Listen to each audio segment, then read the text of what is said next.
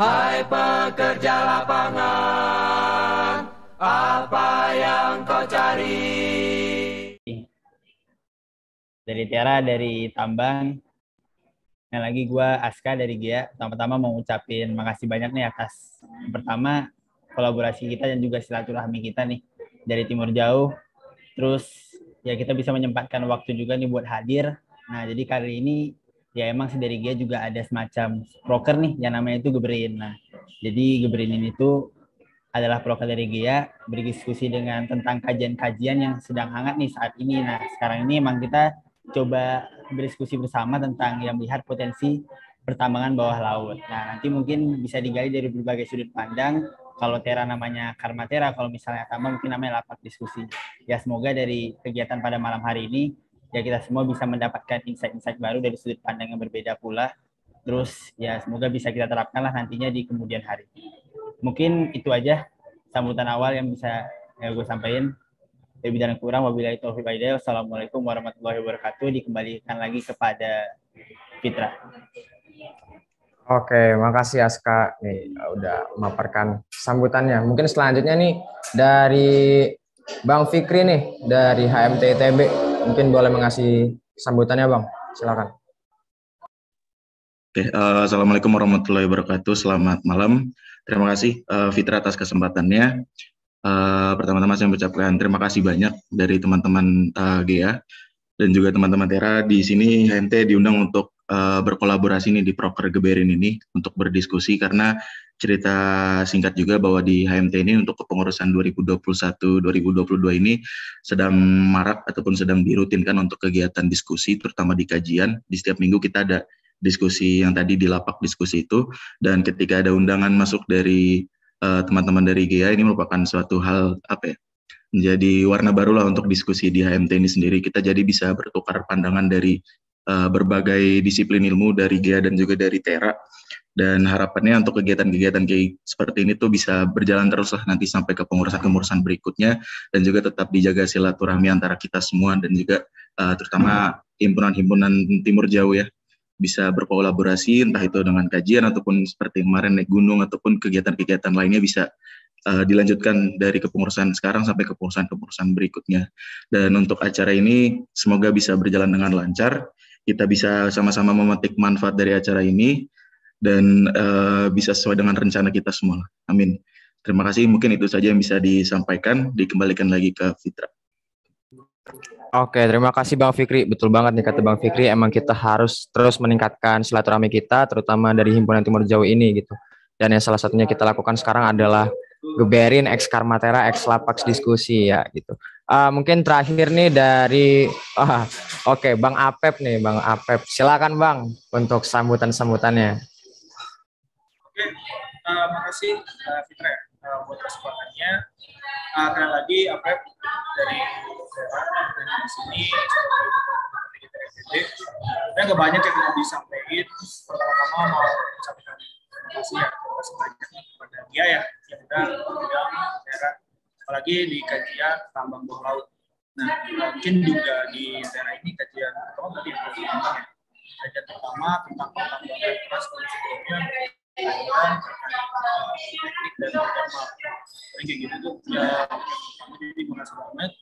Terus untuk yang kedua, semoga untuk kolaborasi ini tetap terjalin ke depannya, silaturahmi juga tetap terjalin, karena sebenarnya banyak orang-orang luar Timur Jauh yang melihat Timur Jauh ini sebagai suatu wilayah di ITB yang istilahnya punya power gitu. Nah, harapannya ke depannya kita bisa bersatu untuk membangun power itu. Jadi Timur Jauh jangan kalah lah sama wilayah-wilayah lain di ITB, dan semoga ke depannya banyak kolaborasi yang lebih baik dan yang bisa kita lakukan. Oke, itu aja yang bisa disampaikan. Mohon maaf. Wassalamualaikum warahmatullahi wabarakatuh. Oke, mantap sekali Bang Apep. Oke, mungkin kita bakalan lanjut ke acara berikutnya, tapi sebelumnya aku mau ngasih pengantar sedikit nih teman-teman. Jadi karena kita akan membahas tentang potensi penambangan di bawah laut, dan kita ada 3 himpunan di sini, ada geologi, geofisika, tambang, Jadi dari geologi sendiri itu bakalan lebih membawakan mengenai eksplorasi geologi dan juga geokimianya. Sedangkan untuk dari geofisika bakalan mendalami terkait dengan eksplorasi geofisika dalam penambangan bawah laut. Lalu untuk tambang bakalan mendalami terkait dengan eksploitasinya gitu. Nah ini paket lengkap banget nih teman-teman semua untuk semakin tahu gitu ya terkait dengan penambangan bawah laut. Nah tanpa berlama-lama lagi, jadi aku mau mengundang nih dari HMTGG ITB Dityas untuk memaparkan kajian dari HMTGG ITB nih terkait dengan topik kita kali ini. Mungkin Dityas sudah boleh on mic dan memaparkan Dityas. Masuk Oke, mantap. Oke. Siap, masuk. Ya, ini langsung fit. Boleh ya, boleh. Mu, ya, sikat. Ya, selamat malam semuanya. Assalamualaikum warahmatullahi wabarakatuh. Salam sejahtera untuk kita semuanya. Selamat malam semuanya. Sekali lagi saya Dityas dari HMTGG ITB yang pada malam hari ini istilahnya sebagai pemapar begitu hasil diskusi dari HMTGG ITB mengenai topik penambangan bawah laut begitu. Nah, yang akan disampaikan secara khusus untuk dari geologi sendiri tentu saja mengenai bagaimana dan apa-apa saja tentang endapan di bawah laut itu dari segi pembentukan, kemudian dari segi potensi dan juga bagaimana nanti kita mencarinya secara geologi. Mungkin boleh di-share screen untuk yang pegang PPT. Atau sini yang share screen ya?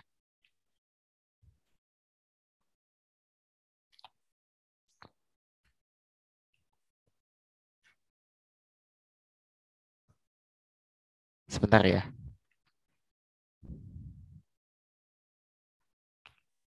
Oke, makasih banyak Kemal. Oke, mungkin bisa langsung di next saja. Baik, berbicara tentang penambangan di bawah laut, kita akan punya sangat banyak sumber daya ternyata di sana, mulai dari yang kita tampilkan di sini, dari SMS, nodul, CRC, kemudian selain itu kita juga akan bahas nanti bagaimana kita akan mencarinya secara geologi, kemudian potensinya. Mungkin boleh di next saja. Nah, yang menjadi persoalan adalah kita adalah negara yang kaya. Kemudian yang kedua, kebutuhan akan mineral ini tidak akan pernah berhenti. Mungkin kawan-kawan sekarang sedang menatap layar laptop ataupun HP, semuanya tentu saja memerlukan bahan-bahan yang kita ambil dari hasil tambang. Kemudian kita nanti teman-teman keluar beli makan, naik motor, itu juga memerlukan hasil-hasil tambang tentunya dalam membuat kendaraan tersebut. Nah, yang menjadi penting adalah ketika itu semua diambil, maka dari mana lagi kita harus mencari saat itu semua sudah mulai terbatas. Ada plus minusnya tentunya. Positifnya kita akan memiliki footprint dalam jumlah yang sedikit karena tipisnya overburden tentang penambangan bawah laut ini. Namun untuk sisi negatifnya tentu saja kita sudah tahu pro dan kontra penambangan bawah laut tentu saja berkaitan dengan dampak lingkungannya. Lanjut. Baik. Sekarang kita akan istilahnya mulai jalan-jalan yang akan kita bahas terlebih dahulu dari tanah yang akan kita pijak ini. Yang kita pijak ini kita berdiri di atas sebuah kontinental crust, kemudian kita semakin berjalan menuju ke arah pantai, menuju laut dalaman, semuanya memiliki potensi untuk terbentuknya endapan-endapan yang nanti akan kita dapatkan di bawah laut. Yang pertama mulai dari transisi antara daratan dengan lautan, yaitu continental shelf, kita akan punya endapan sedimenter seperti placer, kemudian fosfat, kemudian di slope, ketika kita akan me-reach laut yang lebih dalam, kita akan temukan placer juga, kemudian semakin dalam, kita akan temukan samudera yang sangat dalam dan luas, kita akan temukan nodul dan kerak, bahkan sampai kita mungkin sudah pernah lihat ya di beberapa film ada kegiatan atau magmatisme yang terjadi di bawah laut. Di sana nanti akan menghasilkan suatu endapan yang tonasenya sangat besar sekali yang kita sebut endapan sulfida masif. Next. Baik, kita akan mulai dari yang lebih jauh dulu, yaitu tentang seafloor massive sulfide. Nah, tentu saja berkaitan dengan namanya, tentu saja endapan yang dihasilkan berupa endapan sulfida. Untuk sejarah pembentukan, kita awali dengan keberadaan magmatisme yang ada di dalam samudra. Magmatisme ini, apabila kita bayangkan, kita mungkin bisa bayangkan ketika kita berjalan atau naik motor dengan jarak yang sangat jauh, kita punya knalpot yang sangat panas. Ketika kita tetesi air, maka akan meletek dan akan berbuih atau menguap airnya. Nah, itu juga yang terjadi di SMS. Nah, apabila ada suatu sumber atau dapur magma yang langsung berkontak dengan air, khususnya air laut di sini, maka kita akan dapatkan meletek-meletekan ini berupa suatu interaksi begitu. Nah, interaksi ini akan menghasilkan suatu istilahnya suatu substansi yang berwarna hitam yang dikeluarkan oleh sebuah cerobong. Kita sebut sebagai black smoker. Nah, dari black smoker yang berupa ventilasi yang menghubungkan antara magma dengan air laut ini, nanti dia akan menyemburkan berbagai logam yang terlarut. Dan itu semua nanti akan diendapkan di lantai samudra di sekeliling dari black smoker ini. Boleh dilanjut? Nah, berbicara tentang black smoker, kita memerlukan di mana tempat dia bisa terbentuk, yaitu apabila kita berbicara tentang dasar samudra, kita tentu akan bahas pemekaran tengah samudra atau mid-oceanic ridge. Nah, kita bisa lihat peta dari adanya hydrothermal vent di gambar ini. Mungkin boleh dilanjut. Nah, selain dari mid-oceanic ridge, tempat terjadinya pemekaran tengah samudra, kita juga akan temui di beberapa bentuk laut yang lain kita akan dapat endapan ini. Meskipun jumlahnya tidak sebesar ketika di mid-oceanic ridge, yaitu tentang back arc basin, kemudian submarine volcanic arcs, dan juga yang paling sedikit yaitu intrapid volcanoes. Tapi kita semuanya sepakat bahwa keempat-empatnya memerlukan keberadaan air laut di sana. Next.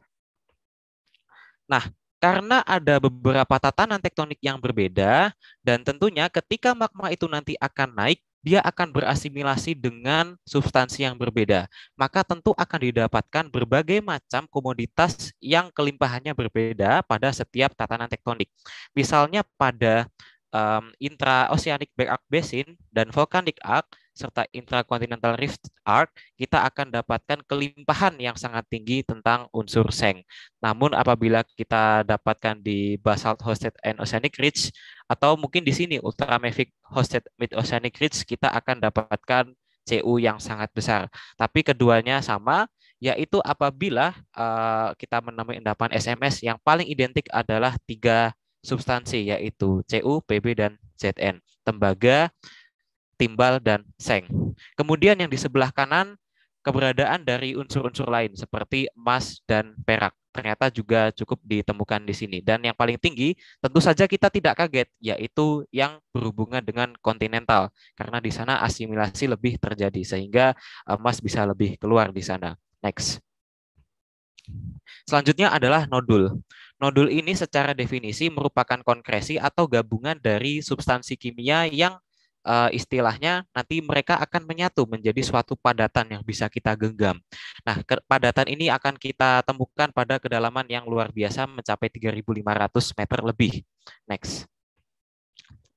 Nah, padatan-padatan ini merupakan presipitasi dari unsur-unsur kimia. Di antaranya yang paling berperan yaitu unsur mangan. Nah, kita akan dapatkan ketika suatu laut atau suatu samudra mengandung suatu unsur kimia, mereka akan terpresipitasi pada kondisi yang cocok. Sehingga apabila presipitasi itu dalam konsentrasi yang sangat banyak, maka akan menyatu menjadi bentuk nodul. Nah, ada 2 proses yang berperan. Yang pertama adalah hydrogenous yang akan membuat dia atau menginisiasi pembentukan nodul ini. Namun tingkat pertumbuhannya cukup rendah, dan yang paling mengakumulasi dari nodul ini adalah proses diagenetik yang sifatnya adalah lebih ke suboksik dengan tingkat pertumbuhannya bahkan mencapai 250 mm per juta tahun. Next. Nah, keberadaan nodul ini ternyata memiliki variasi dalam bentuk. Ada yang memiliki bentuk spheroidal, diskoidal, sampai dengan cauliflower. Next. Nah, berikut kelimpahan berbagai unsur kimiawi dalam nodul mangan. Kita namai nodul mangan karena yang paling tinggi tentu saja namanya adalah mangan. Kemudian tidak hanya mangan ternyata, kita juga akan temukan tembaga, titanium, rare earth oxide, nikel, vanadium, dan sebagainya. Next. Selanjutnya adalah kerak kobalt.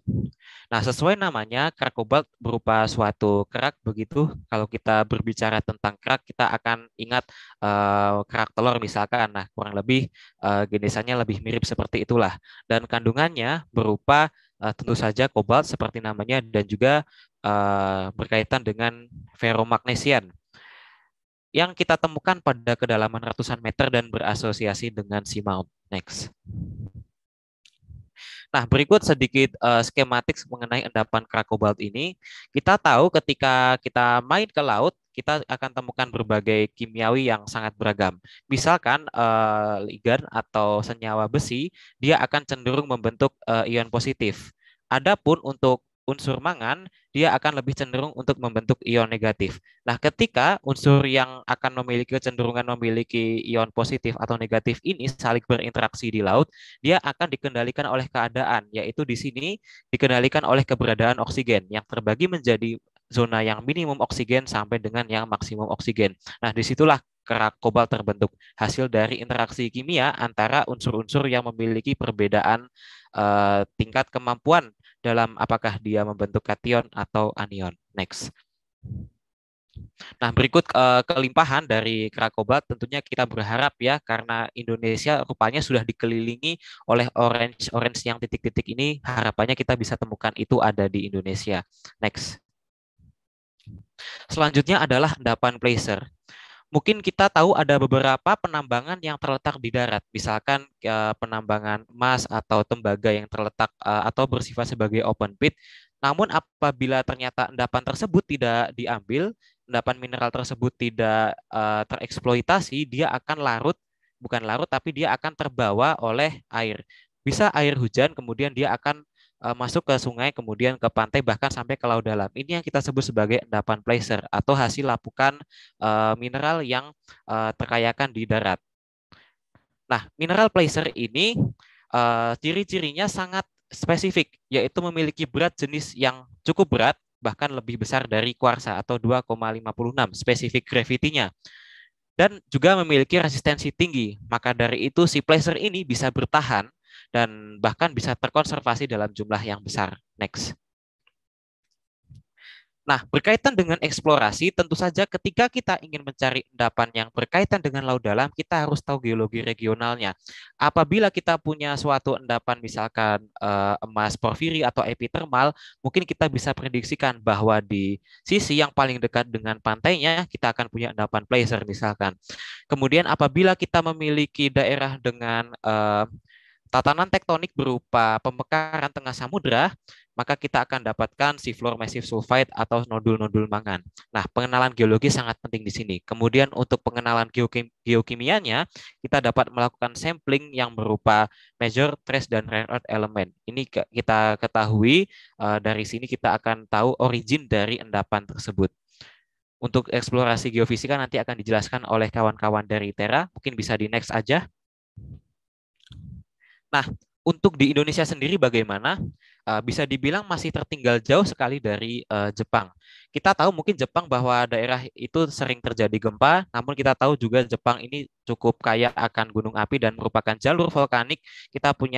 Mereka punya pemetaan, bahkan mereka sudah memetakan daerah-daerah mana saja yang terdapat endapan seafloor massive sulfide. Nah, masalahnya kita ini di Indonesia apakah sudah mempunyai pemetaan yang luas akan endapan tersebut? Padahal kita ingat bahwa Indonesia ini memiliki sangat banyak potensi gunung berapi. Nah, untuk potensi endapan secara umum dibagi menjadi dua. Di Indonesia Barat kita punya endapan placer yang sangat kaya, khususnya tentang lapukan-lapukan granit yang menghasilkan timah, kemudian rare earth element, dan juga endapan radioaktif.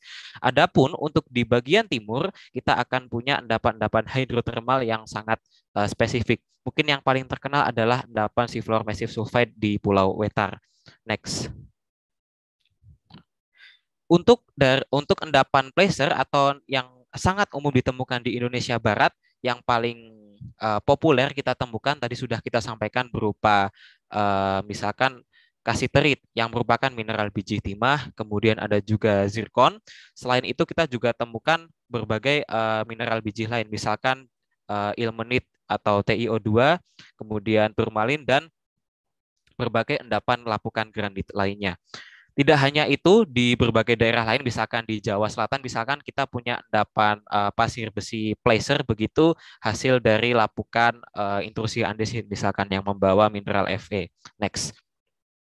Sedangkan untuk di Indonesia Timur, mungkin beberapa daerah sudah ditargetkan sebelumnya untuk eksplorasi ataupun sekedar pengenalan awal. Ini petanya. Kemudian yang terakhir, untuk di Indonesia sendiri lebih identik dengan Indonesia Timur tepatnya. Untuk di Indonesia Barat kita hanya punya placer begitu, yang karena untuk tatanan tektonik di Indonesia Barat mungkin lebih simpel, sedangkan untuk Indonesia Timur dia akan lebih kaya tatanan tektoniknya, sehingga kita dapatkan endapan polimetalik, nodul mangan, dan berbagai masif sulfide di Indonesia Timur. Contohnya di Lakuahi dan Pulau Romang itu di sekitar Wetar, kemudian ada di sekitar Laut Banda juga ada, dan juga manganis keras ternyata juga ditemukan. Harapannya kita semua dapat mengkonservasi atau mengamankan cadangan tersebut demi kemakmuran bangsa kita. Mungkin itu dari kami. Sekian, apabila salah kata mohon maaf. Terima kasih, kita kembalikan kepada moderator. Wassalamualaikum warahmatullahi wabarakatuh. Waalaikumsalam warahmatullahi wabarakatuh. Oke, mantap. Nuhun banget Titias atas pemaparannya yang udah sangat berbobot sekali ya. Mungkin teman-teman yang dari GEA 2019 yang barusan kemarin nih ngelewatin geologi kelautan masih paham-paham banget ya. Ngelihat geologi kelautan nih kan ada kerak kobalt, nodul mangan, dan lain-lain. Wah, ini barusan UAS lah kemarin. Nah, selanjutnya nih kita bakal membahas dari sisi eksplorasi geofisikanya nih. Nah, dipersilahkan kepada Bang Jaya untuk memaparkan nih terkait dengan eksplorasi geofisikanya nih Bang. Silakan Bang. Oke. Sorry, agak berisik ya. Jadi kenalin aku Yadi dari Tera. Sini mau maparin tentang eksplorasi geofisika. Jadi izin share screen.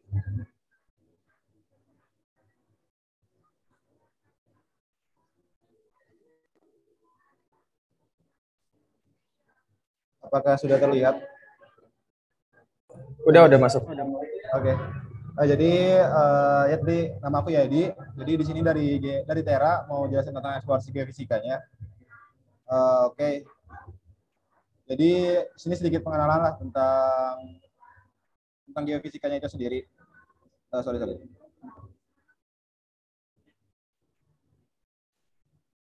Nah, jadi perkenalan dikit lah, geofisika itu apa sih? Geofisika itu ilmu pengetahuan yang mengkaji bumi dengan menggunakan pengukuran fisika. Nah, bedanya dengan geologi itu apa? Kalau geofisika itu mengukur sifat-sifat fisik bagian bumi yang tidak terlihat di permukaan. Nah, itu dengan bantuan instrumen geofisika.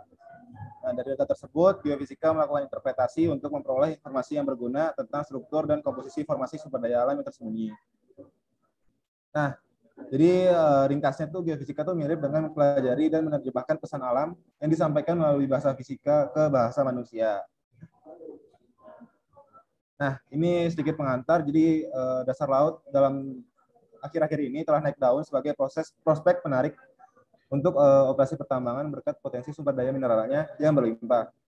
Logam dan mineral utama yang diperlukan di dasar laut meliputi tembaga, kobalt, nikel, seng, perak, emas, litium, dan fosforit serta rare earth elemen. Nah, jadi di sini dari Tera mau jelasin metode geofisika yang biasa dipakai di pertambangan bawah laut. Jadi di sini ada seismik, sonar, gravity, elektromagnetik, dan magnetometri atau magnetik. Nah, yang pertama itu ada seismik. Seismik itu apa sih? Seismik itu metode eksplorasi yang didasarkan pada pengukuran respon gelombang suara yang menjalar pada suatu medium dan kemudian direfleksikan dan direfraksikan sepanjang perbedaan lapisan sedimen atau batas-batas batuan. Nah, jadi sesuai pengertian tersebut, seismik itu ada dua. Pertama, refleksi dan refraksi. Nah, untuk semua metode geofisika yang disebut, nah, metode seismik ini merupakan metode yang dapat memberikan resolusi vertikal terbaik.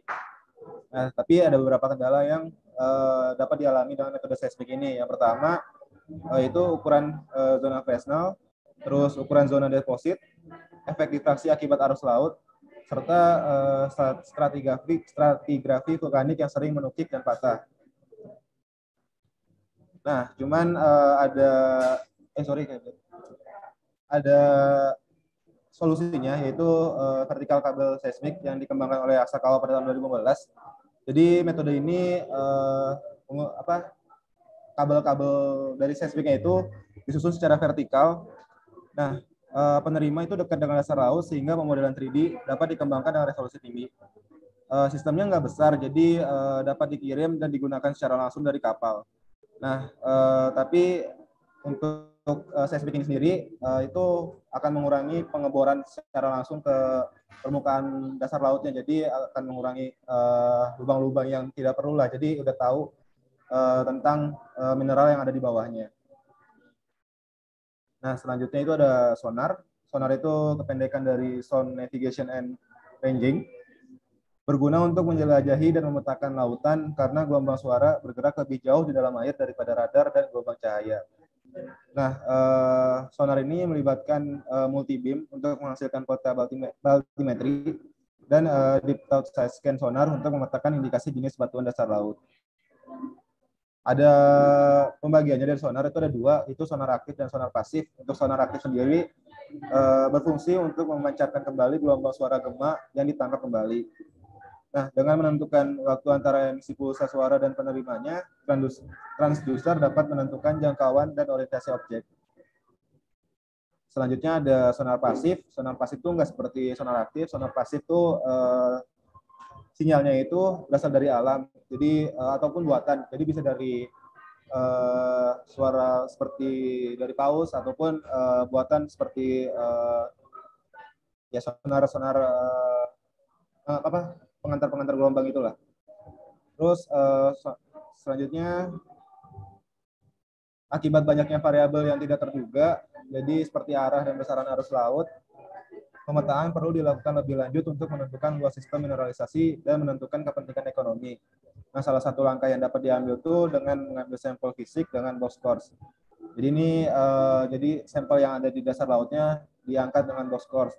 Mungkin nanti ada penjelasan dari tambang. Nah, selanjutnya ada metode graviti. Nah, prinsip utama dari metode ini adalah mengukur variasi perbedaan gravitasi secara rata dari daerah observasi di permukaan bumi dan mengoreksinya dengan pengukuran atau harga gravitasi teoritis. Nah, metode graviti merespon perubahan kepadatan yang terjadi di bawah permukaan bumi. Tahun 96, peneliti Evans pernah melakukan metode graviti yang melintasi transatlantic geotraverse submarine atau seafloor massive sulfides dan menunjukkan anomali gravitasi akibat adanya sulfida masif. Jadi pada tahun tersebut alat graviti itu dicoba dengan sengaja melewati sulfida itu, dan ternyata alat graviti atau gravitimeter mendeteksi adanya anomali akibat sulfida tersebut. Nah, cuman tadi kan kalau dulu tuh graviti harus dibawa dengan kapal selam, jadi nggak efektif dan ya biaya cukup mahal untuk menyewa kapal selam seperti itu. Nah, tapi sekarang ini metode graviti sudah dapat digunakan dengan alat ROV dan AUV atau remotely operated and autonomous underwater vehicles. Nah, keakuratan dan kemudahan penggunaan sistem ini memungkinkan survei gravitasi dapat dilakukan dengan mudah untuk membantu estimasi tonase sumber daya mineral. Kemudian ada metode elektromagnetik, yaitu metode geofisika yang memanfaatkan gelombang EM baik alamiah maupun manusia untuk mengetahui sifat fisik yaitu resistivitas di bawah permukaan bumi. Jadi di permukaan bawah laut banyak sekali media-media konduktif sehingga metode EM ini cocok untuk memetakan permukaan. Nah, untuk metode lebih lanjutnya itu ada control source electromagnetics atau CSEM. Nah, penerapan metode ini dengan sumber medan buatan. Dan metode ini juga sudah cukup sering juga dilakukan pada eksplorasi hidrokarbon offshore. Sensitif terhadap perbedaan konduktivitas material di bawah permukaan. Nah, untuk akuisisi datanya itu dengan yang pertama transmitter ditarik dengan kapal, terus receiver diletakkan di dasar laut, konfigurasi receiver dibuat berbentuk grid, sama ada kendala dengan medan bawah laut yang tidak rata. Nah, ini contoh desain dan akuisisi dari CSM. Nah, untuk metode terakhir itu magnetometri atau magnetik. Nah, metode ini mengukur variasi intensitas medan magnetik di permukaan bumi. Pengumpulan data magnetik di bawah laut dapat memanfaatkan magnetometer yang dipasangkan pada ROV dan AUV. Dengan melakukan inversi data hasil pengukuran, diperoleh visualisasi yang menunjukkan distribusi bahan magnetik di bawah permukaan. Jadi contoh hasil inversinya dapat dilihat pada gambar di samping. Kelihatanlah adanya perbedaan magnetik dari lapisan atau permukaan tersebut. Nah, magnetik sendiri itu ada kekurangan. Jadi kalau di darat sendiri, metode magnetik itu harus di tanah lapang yang tidak ada gangguan besi atau aliran listrik itulah. Sedangkan kan kalau misalnya di laut itu ada kapal itu sendiri serta ROV dan AUV sendiri itu pasti ada komponen-komponen besi yang gitulah. Nah, jadi itu banyak gangguan yang disebabkan oleh alat tersebut serta biaya yang cukup signifikan hanya untuk menggunakan jasa geofisikawan dalam mengaplikasikan alat. Nah, jadi kalau saat akhir-akhir ini tuh magnetik itu hanya operator aja, jadi bukan ahlinya secara langsung yang mengoperasikan. Nah, itu secara pengaplikasiannya nggak efektif gitulah. Cuman kalau baik lagi kalau misalnya harus menyewa geofisikawan itu biayanya ya cukup mahal dan sangat signifikan lah dibanding biaya lainnya. Nah, tapi saat ini sudah banyak perkembangan terkait teknologi magnetik. Jadi ROV dan AUV sudah dikembangkan sedemikian rupa sehingga metode magnetik dapat digunakan di bawah permukaan laut. Nah, jadi untuk kesimpulan dari eksplorasi geofisika ini, untuk metode geofisika dapat digunakan untuk memetakan permukaan bawah laut. Jadi yang nggak hanya di darat aja, tapi di laut juga, dan sebenarnya untuk perhitungan dan interpretasinya itu nggak jauh beda sama yang di darat. Terus untuk perkembangan ROV dan AUV sangat membantu untuk mengaplikasikan metode geofisika. Jadi yang nggak kayak tadi yang gravity kan harus pakai kapal selam kan. Nah, sekarang dengan adanya ROV dan AUV bisa membantulah untuk mengurangi biaya kapal selam tersebut. Nah, untuk kendala yang muncul secara garis besar adalah medan bawah laut yang cukup kasar dan terjal, serta efek arus laut yang memunculkan banyak noise terhadap data yang diterima. Oke, paling sekian dari Tera, kurang lebihnya mohon maaf. Terima kasih. Oke, makasih Bang Yadi buat maparan terkait dengan eksplorasi geofisika. Itu tadi kita tahu beberapa alat ya yang mungkin bisa dipakai, metode-metodenya juga sonar, magnetometri, lalu gravitasi dan lain-lain gitu. Nah, selanjutnya nih setelah kita biasanya kan kalau tahapan dalam pertambangan tuh eksplorasi terlebih dahulu kan. Lalu apabila udah jelas nih kita udah tahu wilayahnya mana yang harus yang dieksplorasi dan seperti apa barangnya. Nah, selanjutnya adalah si eksploitasinya sendiri. Nah, mungkin kita bakalan lanjut nih dari HMT. Boleh untuk memaparkan Bang Ozan ya, Bang Ozan memaparkan kajiannya terkait dengan eksploitasi potensi tambang bawah laut. Silakan Bang. Oke, masuk. Cek. Masuk Bang, masuk. Oke, sebelumnya maaf kalau ntar rada putus-putus soalnya WiFi di trouble nih pakai sinyal HP sementara. Oke, selamat malam semuanya dari teman-teman HMT, Gia dan Tera. Saya Ozan, perwakilan dari HMT, bakal ngebawain materi ya buat tentang eksploitasi. Walaupun sebenarnya dari sekitar 70 tahun kalau di tambang ITB berdiri ini lebih fokus ke arah penambangan di darat, itu belum menunjukkan kefokusannya ke penambangan yang di laut. Tapi di sini kami coba membawakan apa-apa yang kami pelajari di prodi tambang dan mungkin bisa dikorelasikan sama pertambangan bawah laut. Oke. Jadi seperti yang udah dijelasin oleh teman-teman Gea tadi ya di TIAS, bahwa ada beberapa tipe endapan. Jadi kalau di tambang ini metode penambangan itu akan disesuaikan sama jenis endapannya. Nah, di sini kami membaginya pada dua, yaitu endapan laut dalam dan endapan laut dangkal. Ya. Ini ada beberapa contoh endapan laut dalam. Mungkin tadi ada SMS, terus kerak kobat sama polimetalik. Dan ada istilahnya yaitu di seabed mining ataupun juga ada istilahnya deep sea mining merupakan istilah yang digunakan untuk proses atau teknologi untuk mengeksploitasi sumber daya pada lantai samudra. Nah, jadi endapan-endapan ini berada di bawah samudra yang sangat dalam. Lalu ada juga endapan-endapan yang di bawah laut tapi relatif lebih dangkal, samanya ada di paparan benua.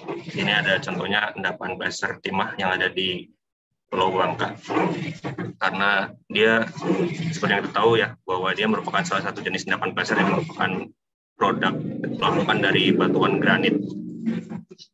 Nah di sini dia walaupun sebenarnya kapal ini udah nggak beroperasi karena udah tenggelam tahun 2007, dia memakai namanya kapal keruk. Jadi di sini dia punya kayak bucket kecil-kecil dan banyak, nanti dia muter-muter kayak bed conveyor. Itu nanti dibawa ke kapalnya.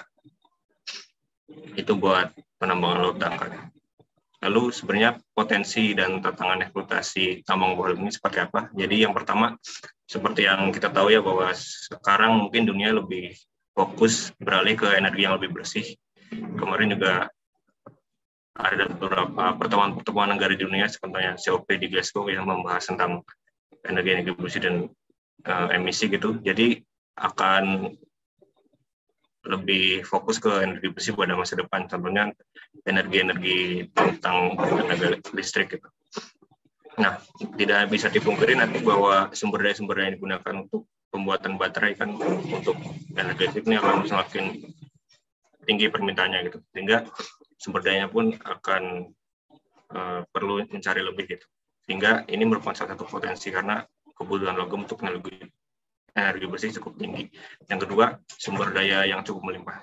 Mungkin teman-teman tahu ya bahwa di salah satu zona tadi di Samudra Pasifik yaitu DCZ, Clarion Clipperton itu merupakan salah satu zona endapan polimetalik nodul yang cukup melimpah. Bahkan lebih banyak dari beberapa endapan-endapan logam di darat. Bisa teman-teman lihat bahwa satu bisa sampai 1,2 kali lebih banyak ataupun 3,4 kali lebih banyak dari endapan darat yang diketahui. Ya, seperti kita tahu juga bahwa endapan-endapan darat juga kadang cuma terdapat di beberapa negara. Contohnya kayak kobalt tuh 60% di Kongo gitu misalnya. Nikel laterit kebanyakan di Indonesia gitu. Misal kayak gitu. Terus dengan kondisi endapan yang banyak logam tersebut, kita bisa istilahnya itu bisa melaksanakan all-in-one mining. Jadi sekali ngeruk tuh bisa sampai dapat beberapa logam, dan itu kalau misalkan efisien dan ekonomis akan sangat menguntungkan. Karena memang tujuan nambang kan kita mengambil sebuah logam berharga ini dengan seekonomisnya, keuntungannya maksimum. Percuma misalkan kalau teman-teman punya tambang tapi ngeruk cuma rugi, ngabisin duit kan percuma. Lalu yang jadi tantangan ini yang pertama, ancaman keanekaragaman hayati di samudra. Ini salah satu ancaman yang tantangan yang cukup besar ya, karena memang di bawah laut sana seperti yang kita tahu, mungkin teman-teman lihat di TV juga banyak hewan-hewan aneh mungkin, dan juga hewan-hewan unik lah gitu. Jadi di sekitaran endapan-endapan ini juga ada gitu hewan-hewan ataupun flora fauna yang dilindungi, dan banyak pihak yang menentang karena memang takut menghapus keanekaragaman hayati di sana. Lalu yang kedua, penambangan justru dapat menyulitkan nodul-nodul yang belum tertambang. Maksudnya gimana? Jadi maksudnya nanti mungkin akan lebih tergambar. Soalnya kan buat nambang ini di bawah lautan dia pakai namanya deep sea mining vehicle. Nah, deep sea mining vehicle ini dia lari-lari ataupun jalan-jalan di dasar samudra gitu. Nah, pastinya akan mengobrak-abrik, dan nantinya malah kalau terobrak-abrik malah endapan yang belum kita tambang itu malah menyulitkan, sehingga efisiensinya malah ntar turun. Lalu yang ketiga dan juga yang nggak kalah penting yaitu masalah teknis dan ekonomi, karena memang sampai sejauh ini masih banyak dikaji gitu buat teknis-teknis apalagi keekonomiannya, biar nanti kita nambang dengan metode ini bisa menghasilkan keuntungan. Percuma tadi kita kalau nambang misalkan rugi, buang-buang duit. Itu yang jadi tantangan mungkin terbesar di tambangan bawah laut. Lalu ada namanya otoritas ISA yang merupakan diamankan melalui konvensi World PBB.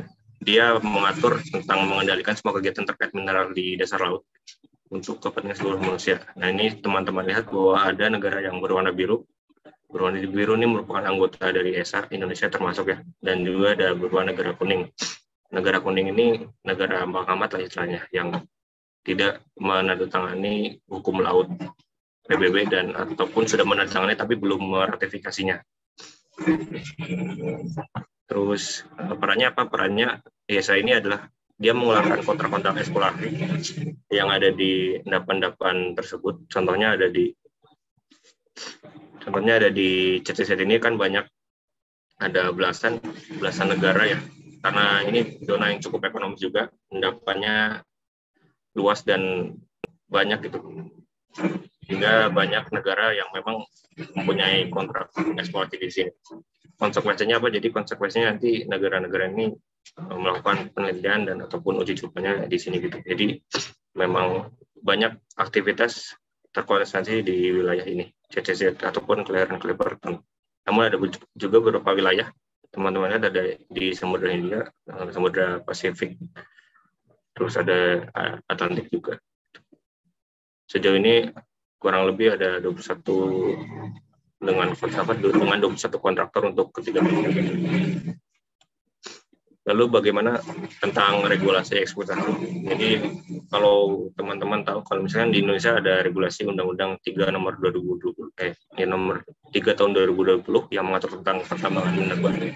Nah, kalau tentang di pertambangan bawah laut ini sebenarnya belum final ataupun masih bersifat draft karena memang juga masih banyak penelitian juga itu di sini, tapi draftnya itu sudah dibuat oleh namanya Komisi Legal dan Keteknikannya si ISA, dan nanti buat dokumen ini akan diadopsi oleh Dewannya ISA gitu. Sebelum masing-masing yang mau nambang di wilayah kontrak ini akan mematuhinya gitu. Memang harus dipatuhi, namanya juga peraturan kan. Itu buat regulasi. Lalu di sini kami akan menjelaskan tentang perkembangan sistem penambangannya. Walaupun sebenarnya endapan-endapan bawah laut ini dia ditemukannya kurang lebih tahun 1870-an itu kalau nggak salah ya. Dan tapi concern dunia ini mulai fokus ataupun berusaha menambang itu baru 1960-an awal, itu oleh Amerika Serikat. Dia mengembangkan namanya submarine drag bucket mining system. Dia pakai bucket yang ditarik oleh kapal. Nah, evaluasinya ataupun kendalanya ini nggak sesuai jalur yang direncanakan di awal, sehingga tidak efisien lah itu, sehingga tidak dilanjutkan lagi. Namun pada akhir 60-an ada negara baru yang mengembangkan sistem baru, yaitu Jepang, CLB, Continuous Line Bucket Mining System. Dia pakai kayak bucket tapi banyak dan kayak bed conveyor juga nih ya, teman-teman lihat. Kendalanya apa? Kendalanya rentan terjalin satu sama lain ataupun ruwet gitulah, sehingga tidak efisien juga. Lalu pada awal 70-an Prancis mengembangkan shuttle vessel mining system. Sudah cukup baik, namun dia pakai kapal dan butuh baterai, dan baterainya ini cukup mahal sehingga tidak ekonomis, sehingga tidak dilanjutkan ataupun tidak difokuskan kembali. Lalu sekarang yang banyak dunia ini adalah pipeline lift mining system tahun 80-an sampai sekarang itu ada Prancis, Rusia, Cina, Jerman, Korea, Amerika, India, dan Italia. Ini yang banyak difokusin sekarang. Dia pakai namanya mining vehicle, terus ditarik pakai pipa ke atas, ntar ke kapalnya. Mungkin akan lebih jelas di gambar ini. Jadi ini ada beberapa tipe pertambangan bawah laut ya. Sebenarnya yang banyak tuh yang difokuskan adalah buat polymetallic nodule, karena memang dia ada di abyssal plane yang cukup datar lah istilahnya, sehingga memudahkan gitu. Dan ini buat skemanya yang lebih jelas mungkin agar lebih tergambar. Jadi namanya deep sea mining vehicle. Ntar dia berjalan-jalan di dasar samudera sesuai dengan rute yang telah direncanakan, lalu endapan ataupun ininya yang udah diambil nanti dibawa ke atas, dan buat air yang udah nggak ada apa-apanya lagi ntar dibuang lagi ke laut gitu. Dan ini eksplorasinya mungkin tadi sempat dijelaskan oleh teman-teman Tera. Lalu sejauh ini perkembangan teknologinya bagaimana? Walaupun sebenarnya ini masih tahap pengembangan ya, dan sampai saat ini kalau nggak salah itu belum ada aktivitas komersial tentang penambangan di laut dalam. Jadi cuma sebatas prototipe pengujian peralatannya. Di sini ada beberapa negara yang sudah mengujikannya, yaitu ada pemain nomor 1 dan 2 yang dibuat oleh Korea, di sini juga India sama Jerman bekerjasama, dan yang terbaru ini ada Cina sama Prancis. Nah, di sini juga bisa teman-teman lihat ada beberapa daftar uji coba yang telah dilakukan mulai tahun 97 sampai 2018. Ada Jepang, India, Cina, Korea Selatan, dan kurang lebih buat subjek pengujiannya itu kayak latihan mengambil nodul-nodulnya, terus latihan pengumpaannya, terus ya sekitaran itulah. Lalu buat kedalamannya, sebenarnya kedalamannya paling dalam kalau di sini itu 2.200 meter, dan kebanyakan ada di ratusan meter sampai ribuan meter. Jadi belum ada yang sampai misalkan 4.000 meter gitu, karena memang prototipe juga. Dan ini kalau misalkan nanti sudah semakin mantap, semakin versi komersialnya akan lebih besar, karena ukuran prototipe itu sekitaran 1/20-nya. Jadi terus ini ada insight ya buat teman-teman. Tadi kan udah dijelasin bahwa ada beberapa endapan yang memang di bawah laut, dan itu emang endapan dasar laut, tapi juga ada beberapa endapan yang kita bisa jumpai juga di darat, contohnya kayak endapan emas, endapan batu bara. Nah di sini tapi uniknya dia endapannya terdapat di bawah laut ya. Contohnya di sini ada pertama ada Sandau Gold Mine yang merupakan tambang emas yang ada di Cina. Jadi dia core body emasnya, pennya ada di bawah laut. Jadi tapi dia nambangnya dari darat. Dia bikin shaft ataupun terowongan vertikal. Lalu dari masing-masing level terowongan vertikal tersebut dia dibikin kayak crosscut. Bukan crosscut, sebenarnya kayak terowongan horizontalnya ke masing-masing lombong ataupun stop pertambangannya. Di sini juga ada tambang batu bara bawah laut. Endapannya yang di bawah laut, tapi nambangnya dari darat. Ada di Pulau Hashima, Jepang, walaupun ini udah discontinue karena udah nggak ekonomis lagi ataupun udah habis ya. Jadi ini dulunya pulau terpadat ya. Walaupun cuma 6 hektar, ada 5.000 jiwa hidup di sana, jadi kota tambang, sehingga lebih padat dari Tokyo malah. Ini sama, dia nambang dari atas, bikin terowongan vertikal, lalu bikin terowongan horizontal, lalu ke endapannya batu baranya. Nanti diangkut lagi ke atas. Mungkin ini ada daftar pustaka, dan sekian buat materi dari HMT. Apabila ada kesalahan dan putus-putus, mohon maaf. Terima kasih. Siap. Terima kasih banyak Bang Ozan atas pemaparannya. Jadi kita udah belajar terkait dengan regulasi, terkait dengan perkembangan sistem penambangan, lalu juga terkait dengan eksploitasi itu sendiri gitu. Nah, mungkin kita udah banyak mengetahui lah tadi ya tentang eksplorasi dan juga eksploitasi. Nah, sekarang kesempatannya adalah untuk berdiskusi gitu. Jadi buat Mas Gea, Mas HMT ataupun Mas Tera yang ingin bertanya, yang ingin melempar topik gitu untuk berdiskusi nih. Apalagi ini adalah tambang bawah laut yang aku kira juga masih belum berkembang dengan cukup masif gitu di Indonesia. Mungkin ini bisa jadi pembelajaran juga lah buat kita ke depannya juga. Apakah kita emang benar-benar perlu gitu untuk mempelajari hal ini dan juga mengembangkannya gitu di Indonesia. Dan boleh nih teman-teman.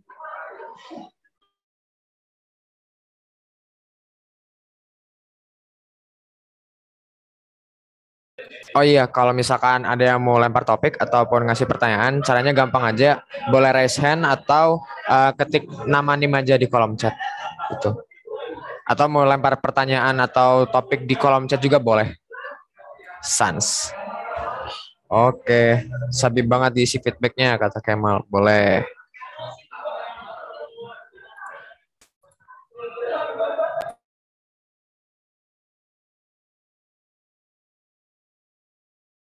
Nah, mungkin sambil nungguin teman-teman di sini pada ini ya, nyari topik ataupun nyari pertanyaan gitu, berpikir.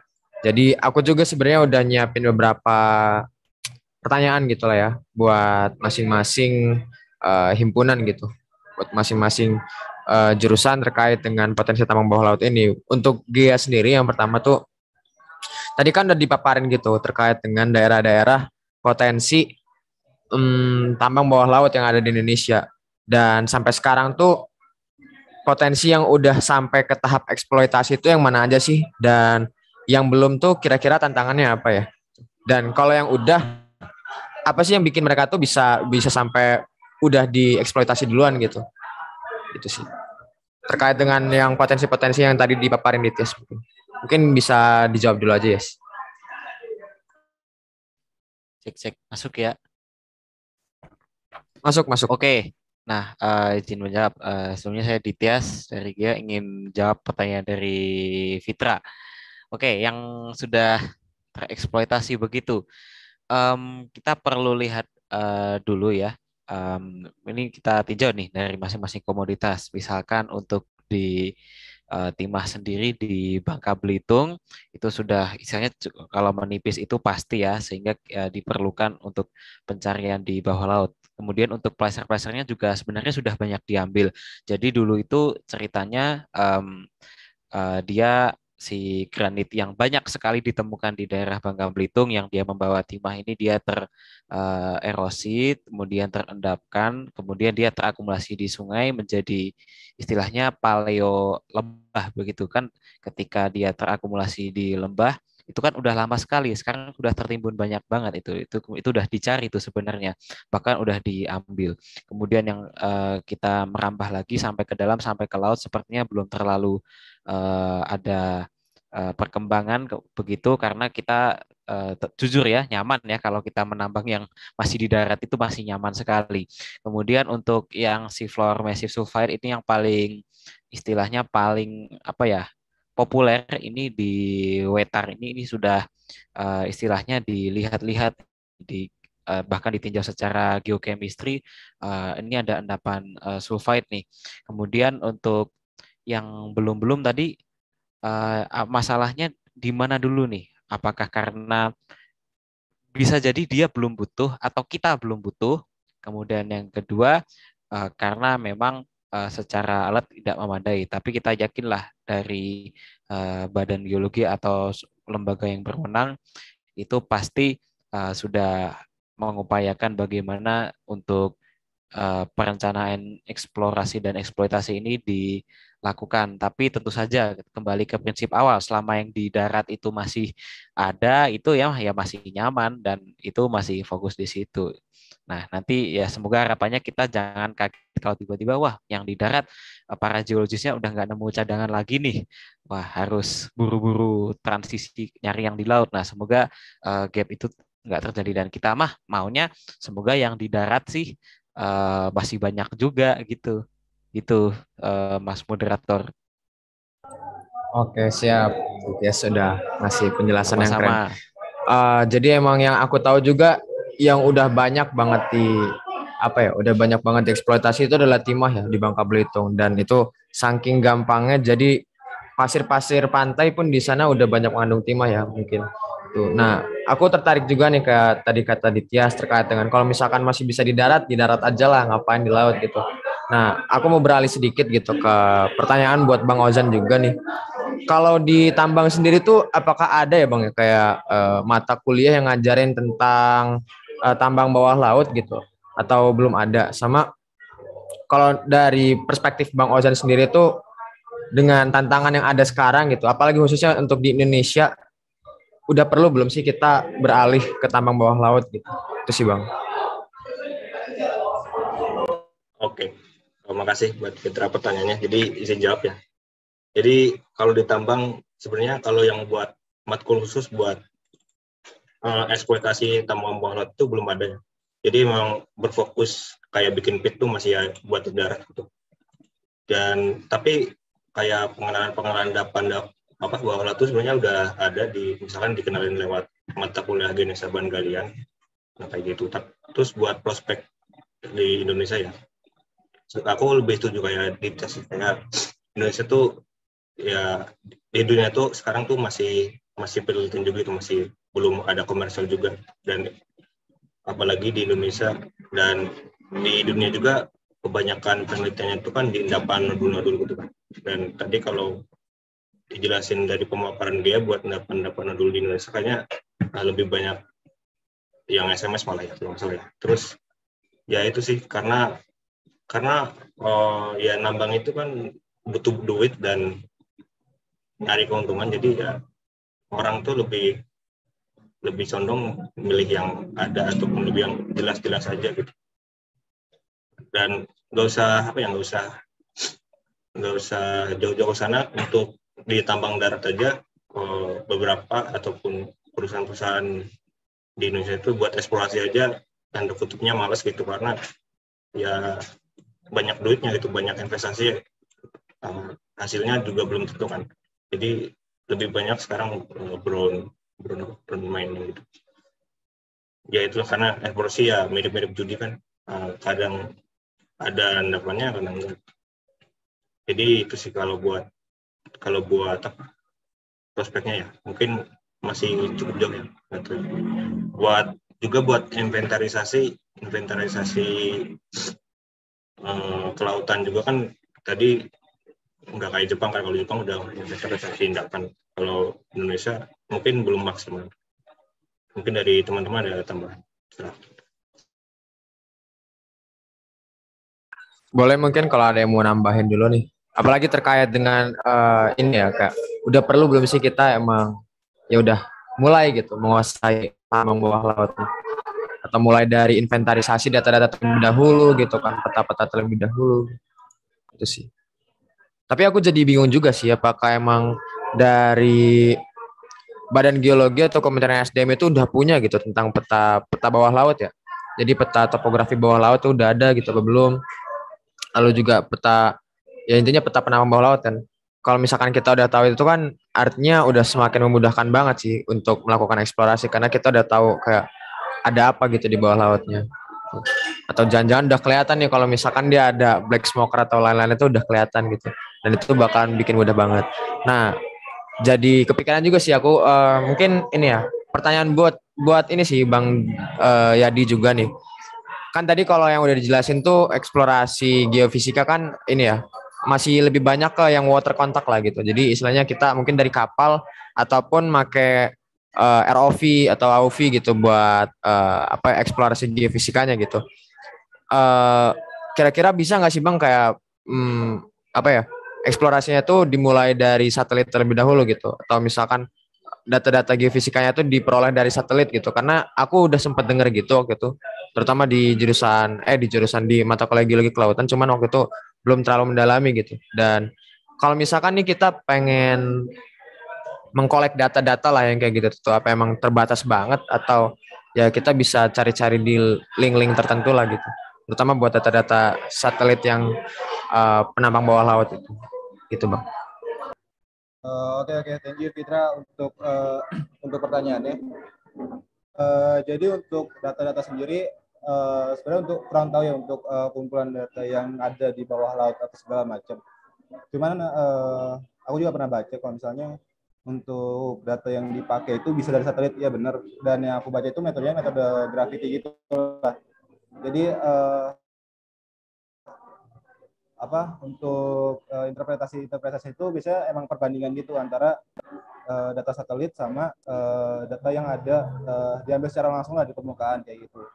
Nah itu untuk websitenya sebenarnya ada juga, cuman kurang tahu itu termasuk ada data yang di lautnya atau hanya di darat doang. Dan linknya sebenarnya lupa juga. Tapi pokoknya untuk sistematika proses interpretasi, proses perhitungannya itu sama aja, cuma tadi yang benar untuk jenis datanya cuma beda antara yang di permukaan sama yang di satelit. Tapi untuk proses interpretasi dan perhitungan itu sama aja. Mungkin linknya nanti aku cari dulu ya Fit ya, yang bisa dari data satelit itu, cuman kurang tahu itu bisa di darat atau enggak. Paling segitu aja sih. Dan Apep mau nambahin katanya.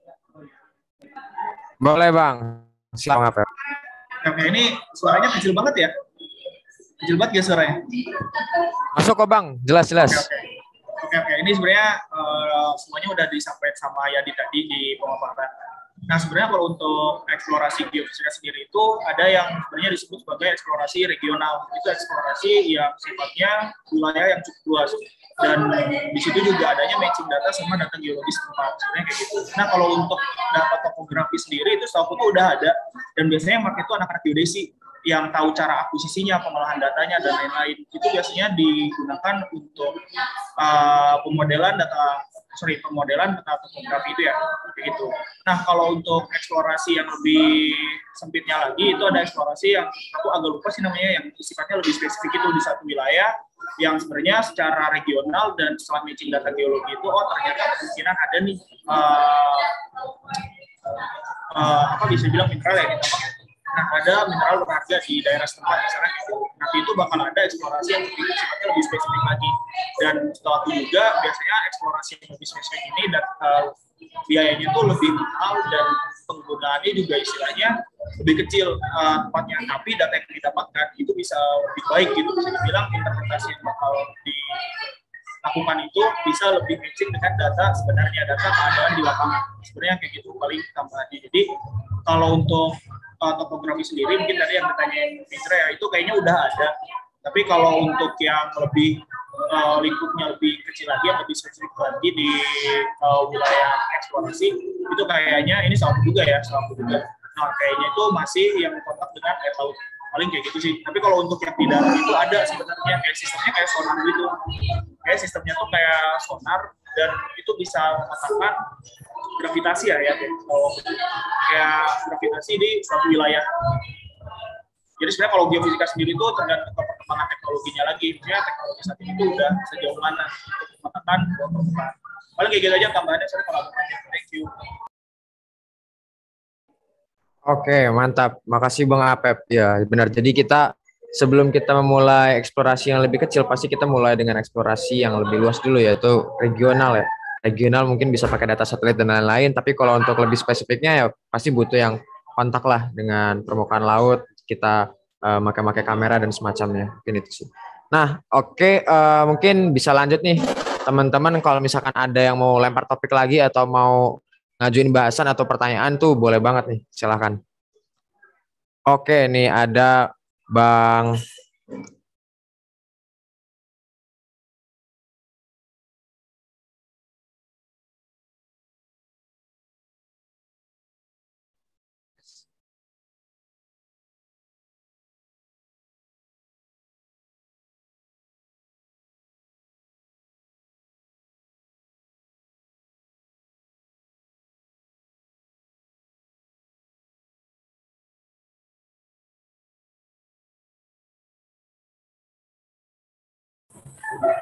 Oke, mungkin langsung aku cover aja ya. Ini ada pertanyaan dari AMT ya, 1211906 Muhammad Nur dipersilakan aja untuk langsung memberikan. Selamat malam semuanya, perkenalkan Dura 1211906 dari HMT ITB. Mungkin sebelumnya ingin mengapresiasi dulu kepada abang-abang yang telah melaksanakan kajiannya masing-masing dan telah memaparkannya dengan sebaik mungkin. Di sini mungkin saya ingin melempar bahasan ya terkait tadi mungkin dari HMT ITB, dari Bang Ozan juga sudah menyampaikan bahwa terkait regulasi internasional pun sebenarnya masih belum ada kejelasan yang baik gitu ya terkait regulasi penambangan bawah laut ini sendiri. Nah, mungkin tadi juga sudah sempat disinggung terkait penambangan timah laut lepas yang dilakukan oleh PT Timah. Di situ juga saya beberapa kali sempat membaca terkait keluhan para nelayan yang nyatanya merasa cukup terganggu gitu dengan adanya penambangan tersebut karena hasil tangkapan ikan mereka pun menurun drastis gitu. Nah, mungkin di sini ingin menarik pendapat gitu ya dari masing-masing himpunan mungkin ya kalau bisa terkait pandangan abang-abang dan teman-teman semua ini terkait masalah regulasi yang internasional ini pun dari yang masih belum ada kejelasan ini pun akan sangat berdampak tentunya terhadap kejahatan lintas negara gitu. Mungkin kalau kejahatan lintas negara yang sangat erat itu mungkin di saat ini yang panas itu tentang Natuna ya, di mana Cina mengklaim daerah Natuna di Indonesia. Nah, itu juga mungkin akan sangat berdampak gitu ke depannya. Lalu juga terkait tadi regulasi nasional seperti keluhan dari para nelayan terkait masalah penambangan timah laut lepas. Nah, itu mungkin dari sudut pandang masing-masing himpunan terkait keilmuan masing-masing mungkin itu bagaimana begitu ya. Mungkin seperti itu. Terima kasih. Terima kasih kepada Dura yang telah mengajukan pertanyaannya. Jadi ya langsung aja dipersilahkan kepada Apep dulu ya. Buat menjawab. Boleh Bang Apep, silakan Bang Apep. Oke, makasih buat kesempatannya. Sebenarnya kalau dari TG sendiri, kalau terkait regulasi itu jujur ya, maksudnya kami itu nggak juga belajar banyak sebenarnya di kuliah terkait regulasi birokrasi. Mungkin dosen hanya menjelaskan kulit-kulitnya aja terkait regulasi dan birokrasi ini. Cuman kalau misalnya kita lihat dari sudut pandang eksplorasi geofisika sendiri, menurut aku sendiri sebenarnya itu bisa dibilang mungkin nggak terlalu merusak lingkungan ya, karena sebenarnya kalau alat geofisika sendiri itu kita tuh nggak nanam alat di suatu tempat di bawah permukaan laut, dan juga sebenarnya alat itu digunakan hanya pada saat eksplorasi aja.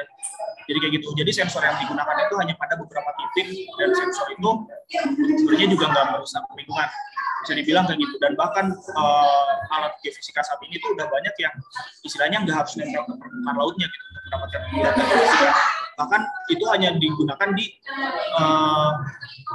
dasar laut ya. Bahkan itu hanya digunakan di permukaan lautnya aja, di sea levelnya aja.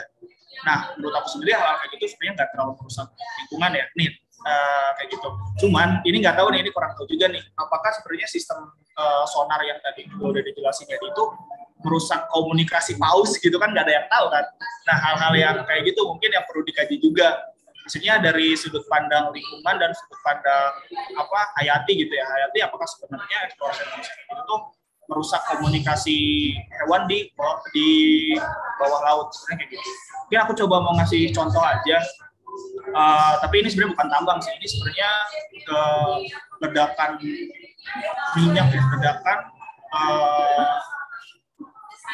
produksi. Nah, ledakan produksi migas itu kalau kalian pernah nonton di Deepwater Horizon, nah itu tuh di situ mungkin dijelasin ledakan yang disebabkan karena adanya tekanan yang bisa dibilang mungkin nggak balance ya antara bor dan tekanan dari formasi itu sendiri.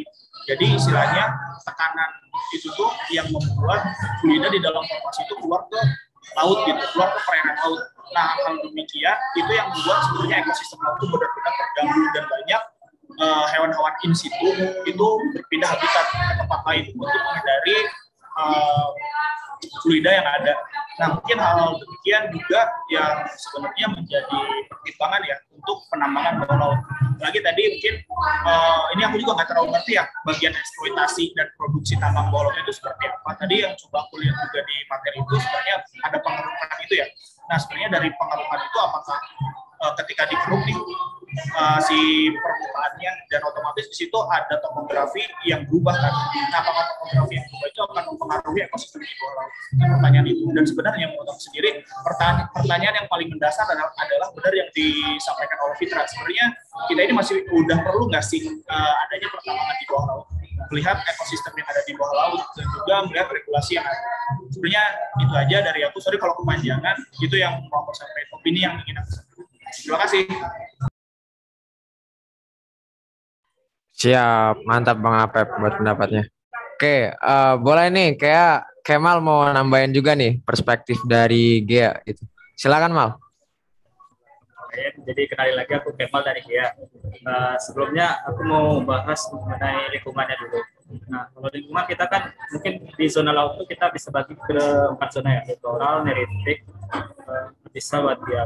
Nah, zona-zona itu kan tergantung juga bagaimana si cahaya mataharinya itu bisa mencapai ke permukaan atau enggak. Nah, zona-zona yang dangkal ini seperti continental shelf ataupun continental dekat-dekat continental shelf lah, itu masih memungkinkan untuk ditumbuhi oleh tumbuh-tumbuhan, terutama yang menghasilkan oksigen, sehingga oksigen terkonsentrasi banyak di bagian tersebut. Nah, hal itu menyebabkan kekayaan biota itu tuh berada di daerah-daerah yang kontinental shelf tadi atau endapan-endapan dasar.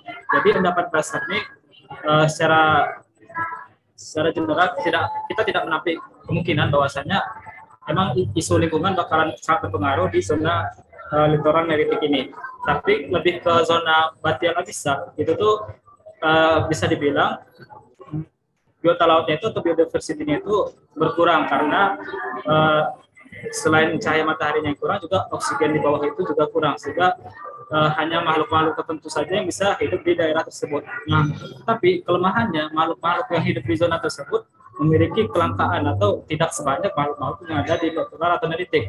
Akibatnya nanti kalau penambangan itu terjadi akan menyebabkan kelangkaan, bahkan bisa menyebabkan kepunahan di biota-biota yang hidup di zona Batial ataupun Abisal tadi, di mana endapan nodul mangan dan juga terus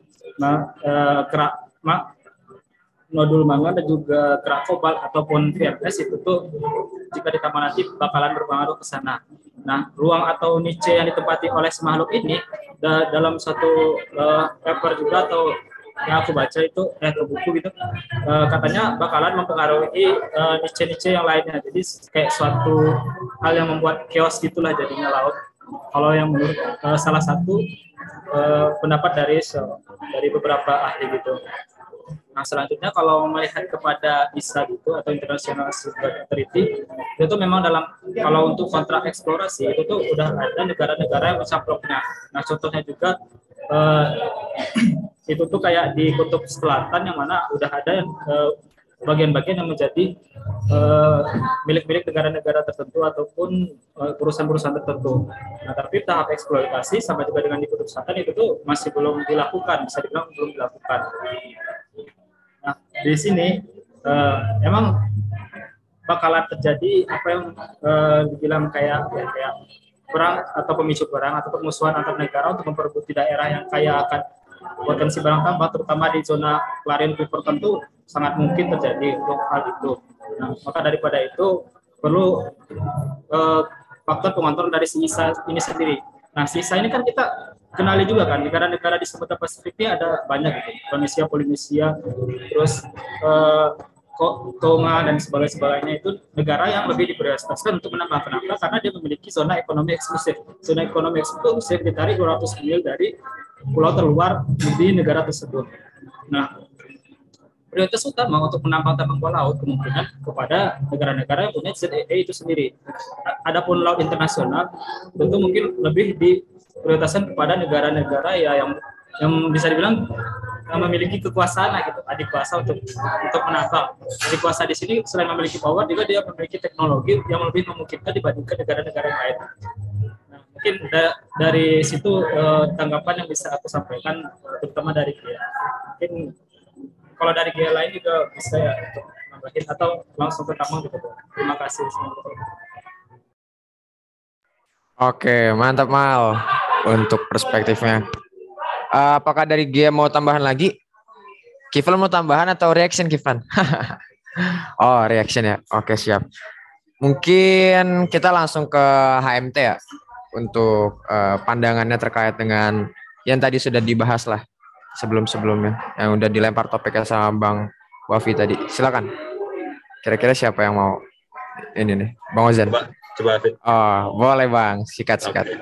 Oke, Ozan dari HMT ya, mau coba berpendapat. Jadi kalau dari matkul atau ilmu-ilmu yang dipelajari di tambang ini, ya sebenarnya memang di Indonesia itu memang belum ada peraturan yang secara khusus itu mengatur tentang pertambangan deep sea mining atau pertambangan di bawah laut itu. Tapi sebenarnya kalau misalkan kita merefleksikan ke UUD ataupun apa, itu kan ada pasal 3 yang memang kekayaan di Indonesia ini kan memang bisa diperuntukkan buat negara gitu kan. Dan sebenarnya kalau teman-teman ini tahu juga kan, kalau kita misal buat tambang atau usaha, kita harus ada namanya analisis dampak lingkungan. Nah, sebelum dibukanya tambang ini pasti akan dianalisis gitulah masing-masing kemungkinan dampak yang akan terjadi jika tambang itu beroperasi.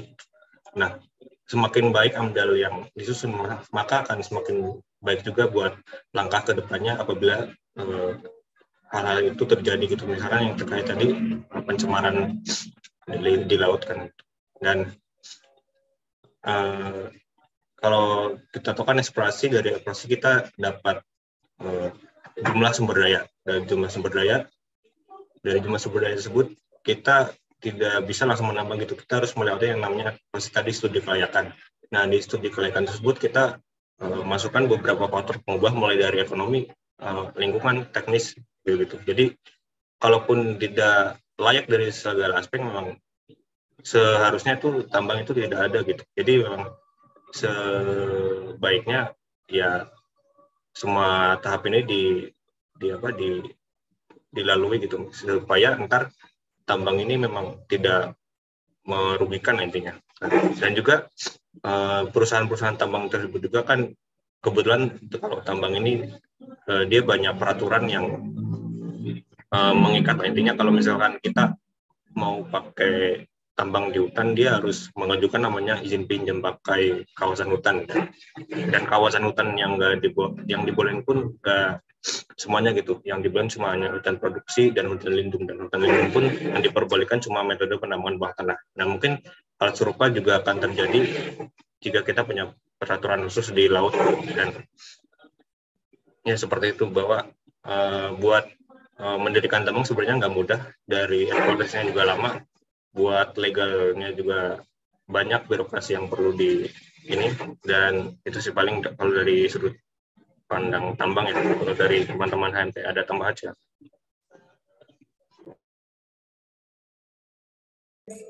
Oke, apakah ada tambahan lagi nih dari teman-teman HMT? Oke, mungkin masih ada nih yang mau ngasih topik atau ngasih pertanyaan nih buat masing-masing himpunan, boleh tertuju ke salah satu himpunan juga boleh. Aku tunggu 1 menit ya.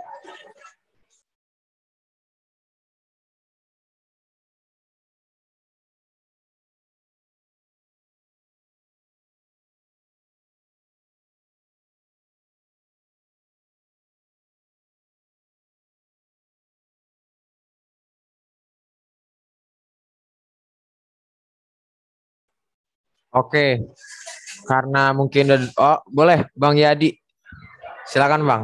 Gimana Bang? Oke, Yadi dari Tera. Jadi ya mau nanya, ya sebagai materi juga mau ikut diskusi aja ya. Jadi sebenarnya mau nanya juga sih. Jadi kan tadi sempat seperti tadi siapa ya, Muhammad? Wah, yang dari HMD juga nyebutkan kalau misalnya apakah emang apa tadi ya lupa. Apakah emang cadangan tambang di Indonesia itu yang di darat itu emang sudah perlu dilakukan tambang bawah laut atau belum? Nah itu kalau misalnya mungkin dari Ozan atau dari Gea ada kayak misalnya studi dari keilmuan masing-masing yang menjelaskan kalau cadangan yang ada di darat itu sebenarnya emang tahan sampai berapa tahun sih? Yang kayak gitu ada nggak sih ya? Jadi kalau misalnya itu kan berarti harusnya ada persiapan untuk studi tambang bawah laut dari keilmuan masing-masing gitu. Itu sih paling fit. Oke, siap Bang. Nih, mantap nih. Ada yang mau nanggepin terlebih dahulu? Mungkin dari Gia, Dityas, atau Kemal, atau dari HMT Bang Ozan, atau dari Bang Apep juga boleh, dan yang lain juga semuanya. Oh, Dityas mau tanggapan? Silakan Dit. Enggak, nanti itu kasih jempol doang. Oh, oke. Gimana nih? Bang Kemal mau ngasih ini nih, tanggapan nggak Bang? Gimana? Sebenarnya lebih ke Bang Kiflan ya. Apa yang perlu ditambang, apakah cadangan karena ada barang tambang yang memang mengharuskan tambang di bawah laut gitu. Karena mungkin yang di daratnya itu udah mulai menipis gitu. Apakah ada yang di laut? Bisa dijelasin kan? Oke, terima kasih untuk Kemal. Perkenalkan semuanya, aku Kiflan 120 18 013 dari GEA. Sorry tadi mungkin nggak terlalu dengar jelas ya, tapi setangkep aku. Jadi kan nanyanya intinya kayak kan ini untuk case Bangka ya, kan Bangka ini kan ada potensi yang di daratnya, tapi ada juga yang di lautnya kan. Ya, kita kan sekarang lebih ke arah lautnya.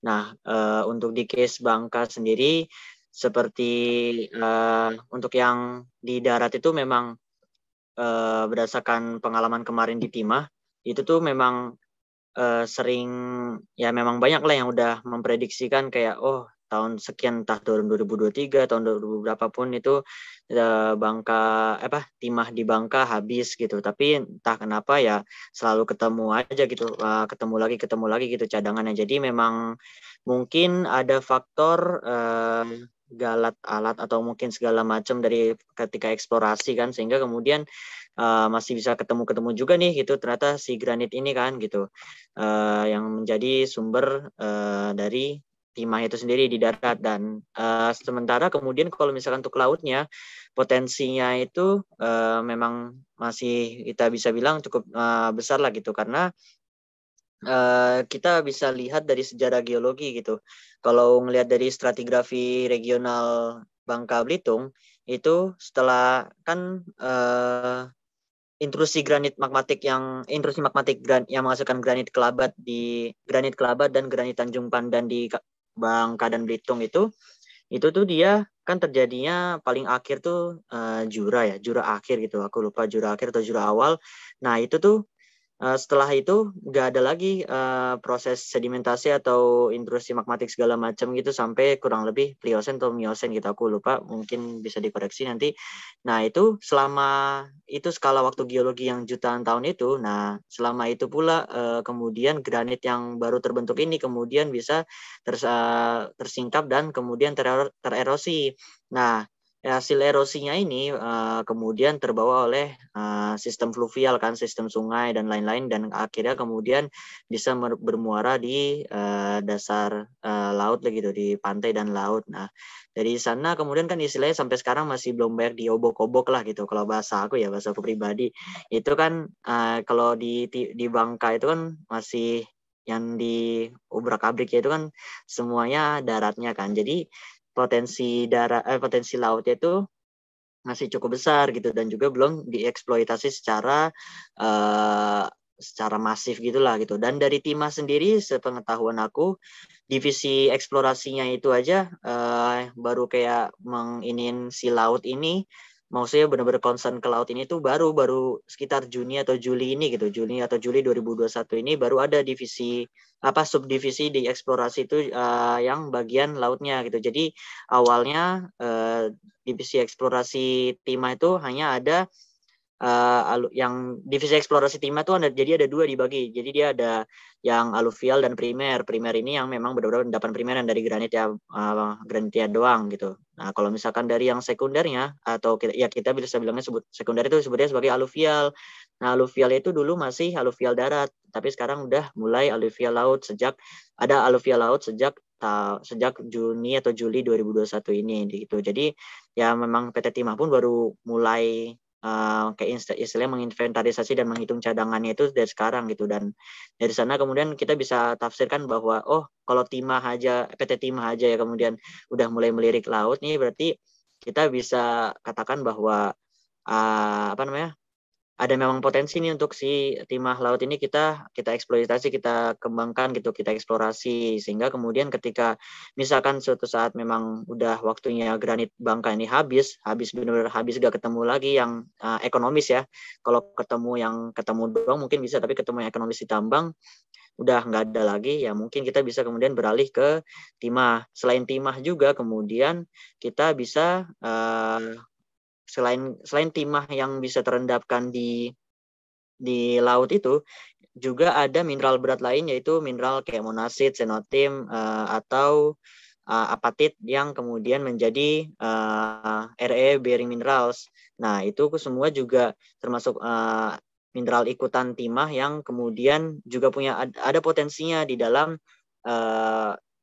sedimen laut tersebut gitu. Berdasarkan paper dari Aditya Tirta Kusuma, teman aku di angkatan di PITIAGI kemarin itu potensinya bisa sampai sekitar 584 ppm untuk RE itu sendiri di sedimen laut Bangka Belitung. Nah, itu kan cukup lumayan lah gitu untuk konteksnya Indonesia ya. Tapi kalau kita bandingkan dengan Cina itu memang RE kita masih sangat jauh gitu, karena memang Cina tuh diberkati oleh Tuhan memang untuk RE-nya.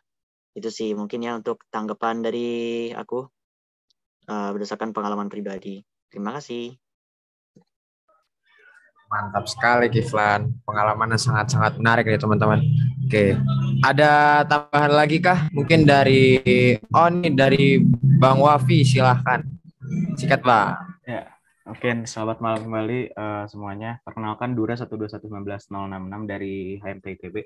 Ya mungkin terkait tadi cadangan dari timah itu ya, misalnya tadi mungkin udah disebutin memang sekitar 46 juta lagi, dan itu memang diperkirakan akan habis pada tahun 2046 setahu saya. Dan mungkin ada beberapa mindset yang perlu diubah. Mungkin ini ada pandangan baru dari salah satu industri nikel. Ini mungkin kita bisa adaptasi pola pikirnya di mana dari industri nikel itu sendiri akan ada sebuah dampak baru di mana nanti ada sebuah kebutuhan pasar yang sangat-sangat besar, tetapi memang nanti saat produksi tambang itu mulai menurun nanti akan terjadi kenaikan harga dari si nikel itu sendiri. Nah, itu pun menjadi permasalahan. Lalu dari permasalahan lainnya muncul permasalahan di mana ada paradoks dalam green energy, di mana saat kita ingin melakukan dekarbonisasi, pengurangan emisi gas, kita membutuhkan bahan-bahan tambang gitu, bahan galian tambang yang nantinya itu juga sebenarnya menghasilkan emisi, dan di mana ada sebuah data menyatakan bahwa emisi dari industri pertambangan itu 4-7% dari total emisi gas dunia. Nah, mungkin di sini ada paradoks yang baru sehingga muncullah kemarin dari salah satu pembicara di webinar internal di HMT, Pak Chandra, selaku Project Manager dari Indonesia Battery Corporation, itu menyatakan bahwa ke depannya ini akan menimbulkan sebuah potensi bisnis baru, yaitu potensi bisnis recycling dari bahan galian tambang. Contohnya, mungkin saat ini sudah ada muncul salah satu industri bisnis di Cina yang melakukan proses recycling dari baterai Li-ion. Nah, dari situ sebenarnya akan muncul potensi-potensi lain yang sebenarnya bisa kita tingkatkan. Nggak cuma memperluas produksi yang kita ingin dapatkan, tetapi sebenarnya ada solusi-solusi lain yang sebenarnya bisa kita manfaatkan ke depannya. Mungkin dari saya seperti itu. Mungkin dari Bang Ozan bisa ditambahkan atau dari Mas HMT yang lain. Nambahin mungkin. Boleh Bang. Oke. Welcome kembali Ozan dari HMT. Mungkin nambahin ya terkait memang seberapa segeranya kita transisi ke tambang bawah laut itu, karena memang mungkin sekarang lebih nyaman di darat. Sebenarnya belum tentu juga sih, karena memang kan apa yang tadi udah jelasin bahwa risetnya masih berkembang dan cadangan itu bisa berubah-ubah seiring waktu, karena nggak cuma dipengaruhi oleh faktor in situ, jadi nggak cuma dipengaruhi oleh faktor sumber dayanya, banyaknya berapanya di situ, tapi juga bisa dipengaruhi oleh permintaan pasar ataupun harga-harga dari pasar gitu. Karena semakin tinggi harga yang kita jual, makanya semakin kita pendapatnya semakin banyak. Nanti ada namanya cut off grade itu makin kecil. Nah, karena cut off grade-nya adalah berbandingan biaya antara kita ngambil sama pendapatan kita, akhirnya kasarnya gitu. Jadi misalnya cut off grade kita makin kecil, maka cadangan itu kita akan makin banyak gitu.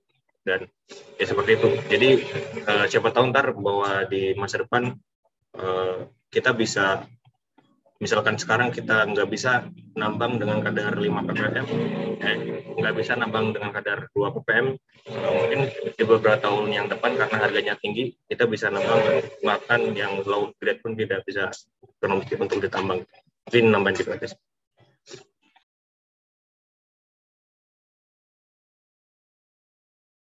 Oke, mantap Bang Mas. Apa ada yang mau menambahkan kembali? Atau tadi Bang Ozan mau bertanya juga Bang? Atau enggak? Iya, mau nanya. Oh boleh Bang, sikat Bang. Oke, kalau nggak ada yang nambahin lagi, mau nanya Ozan dari HMT. Mungkin terkait inventarisasi ya, buat inventarisasi khususnya kekayaan endapan laut. Karena kemarin kebetulan ekskursi ke kapal Geomarin 3 punyanya SDM itu malah pas tanya-tanya kok malah ini kan ini emang kapal dia memang banyak instrumen-instrumen geofisika tapi buat inventarisasinya itu malah akhir-akhir ini jarang, dia malah akhir-akhir ini itu malah dia menuruti ataupun melayani permintaan swasta, misal kayak perusahaan-perusahaan buat menyatakan suatu blok gitu misal. Nah mungkin tanya kepada Gea atau Tara ya, mungkin sejauh mana buat inventarisasi endapan laut di Indonesia gitu.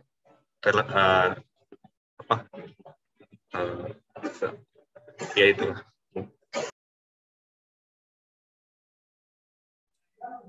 Oke, mungkin ada yang mau menanggapi dulu dari Tera ataupun dari Gia, boleh. Mungkin dari Mapar Gia, oh boleh Bang Yadi dulu. Sorry, saya mau pastiin dulu sih. Tadi itu inventarisasi mineral yang ada di bawah lautnya kah atau inventarisasi alat yang ada di kapalnya itu? Inventarisasi ini kekayaannya, sumber dayanya. Ya. Oh.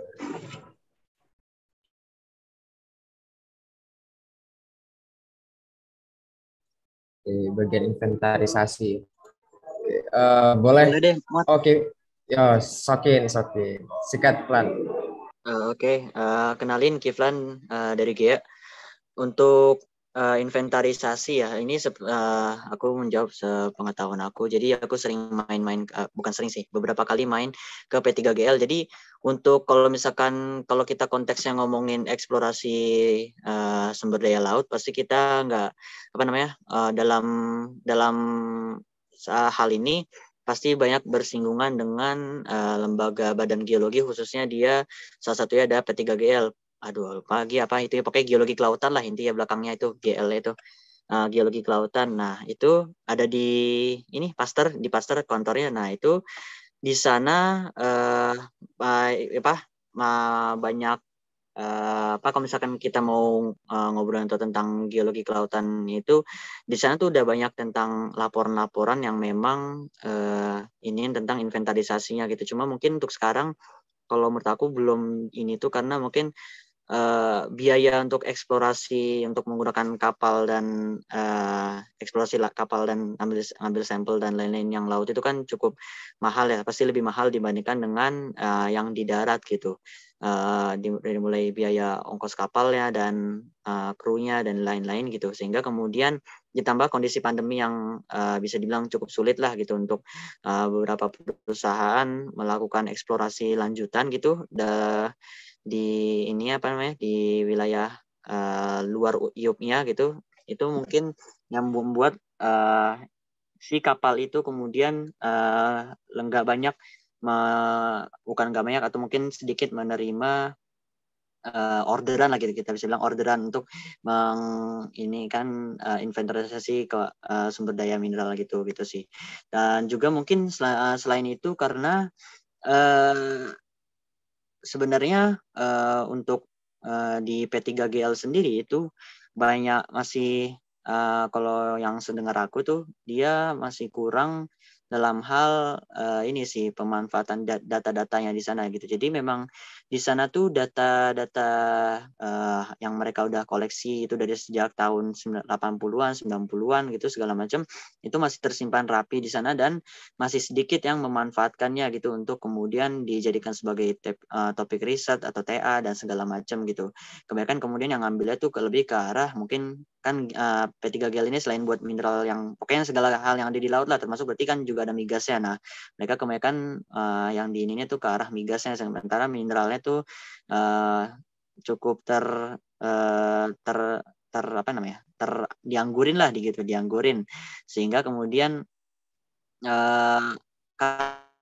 ada ini jadi kemudian data yang bertumpuk-tumpuk tapi kemudian gak ada yang ngolah, jadi mungkin kan bisa dibilang bahwa mereka memang lembaga negara ya, pasti selalu ada anggaran untuk itu, tapi kan karena mungkin ngelihat hal tersebut jadi mungkin bisa saja ya, kalau menurut aku mungkin karena itu mungkin jadi lebih diarahin mungkin buat yang ke sektor lain yang lebih mungkin yang mungkin lebih banyak peminatnya gitu, seperti mungkin kalau dalam hal ini setahu aku migasnya gitu ya, eksplorasi migas di laut gitu. Nah itu mungkin yang kemudian membuat itu sih istilahnya orderan untuk kapalnya itu jadi nggak banyak untuk tentang inventarisasi itu, selain juga karena kondisi pandemi. Itu dari aku, moderator, silakan yang lain mungkin. Oke, siap Lan. Boleh silakan Bang Yadi. Oke, jadi paling nambahin aja dari yang Kiflan mungkin untuk pemetaan sendiri, eksplorasi di bawah laut itu sendiri, tadi sempat dijelasin juga dan sempat disebutin ulang kalau misalnya emang biayanya itu cukup mahal. Nah, ternyata terus juga kalau buat yang aku baca-baca sedikit-sedikit sih, baca-baca sedikit, kalau misalnya emang interpretasi bawah laut itu memerlukan beberapa metode geofisika gitulah. Jadi ya nggak hanya sonar aja, nggak hanya seismik aja. Jadi itu tuh dari berbagai data itu diinterpretasi dan itu baru bisa menghasilkan hasil yang optimal gitulah. Nah tadi kan juga sempat disebutin kalau misalnya untuk jasa sewa geofisikawan atau untuk interpretasi itu ya cukup signifikan lah.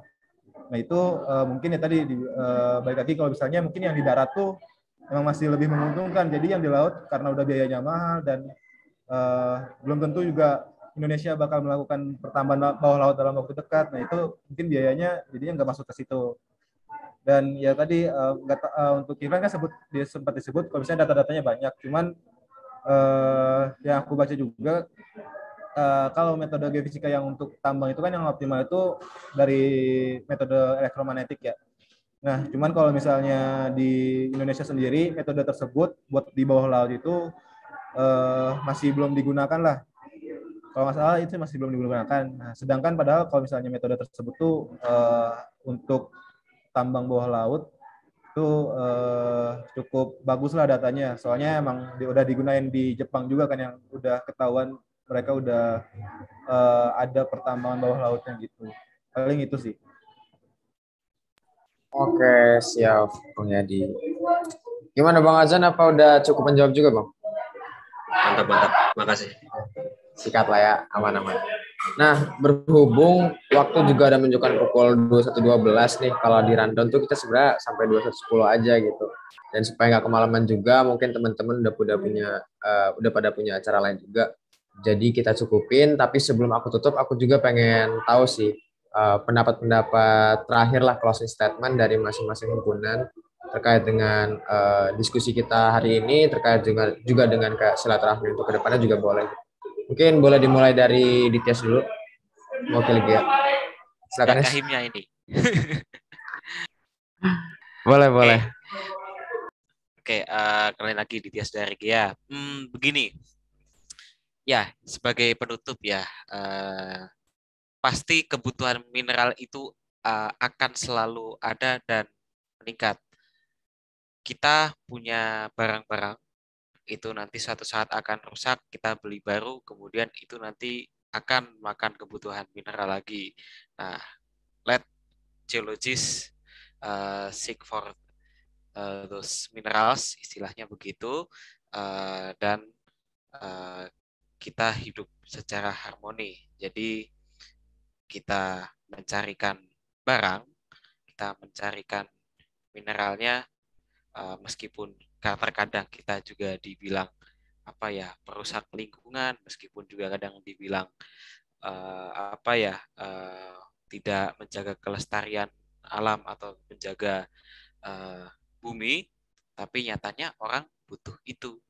Kita terkesan menodai bumi ini, tapi nyatanya orang juga perlu itu. Jadi geologis itu bisa dibilang orang yang sering dituduh berdosa, padahal kita itu juga memenuhi ya kebutuhan orang juga gitu. Dan geologis harus tetap sabar di kesimpulannya.